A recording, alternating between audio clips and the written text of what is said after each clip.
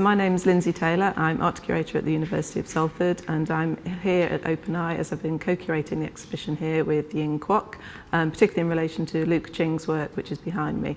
We've commissioned this for our permanent collection of contemporary art at the university. Luke used a room at the Titanic hotel and made it into a pinhole camera. And I really like the idea that he sort of locked himself in this room for, I think, up to 3 days at a time to make this work. So when I was saying earlier that he had to get it right, he really did, because if it didn't, he couldn't come back and make it.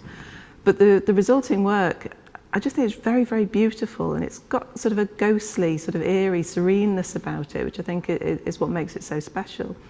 And this is because of the long exposure, so you don't see any people, you don't see any vehicles, you don't see any birds, there's no movement in the images. And that's what makes them so beautiful, but also a bit spooky, because why is there nobody moving? And it reminds me of the very early photographs of Paris, which were exactly that. They're these beautiful streets of Paris, which looked empty, sort of bizarrely empty. And actually they weren't. It was just the exposures were so long they didn't capture the people in there. Liverpool's such a spectacular city, and the place where he's actually made these images is sort of in an in-between stage. Again, going back to the images being so quiet, I mean, that's the complete opposite of what they were. I mean, there used to be very, very busy docks.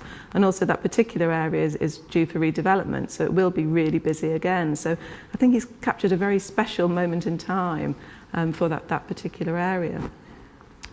I also like the way that he's brought in there's a playful element to it as well. I mean, you don't quite know whether you're looking at, what you're looking at.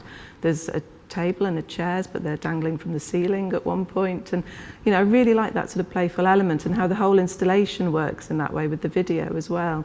As a visitor, you come in and you're unsure what you're looking at and what's the right way up, what's upside down, what's positive, what's negative. And of course, this all actually relates to how we actually see, sort of the scientific way our eyes process information. As far as I know, what we see is upside down. It's our brains that make it the right way up. So I really like the way that he's playing with these ideas. But the images in themselves, I think, are just stunning, beautiful images, and I'm very happy to have them in our collection.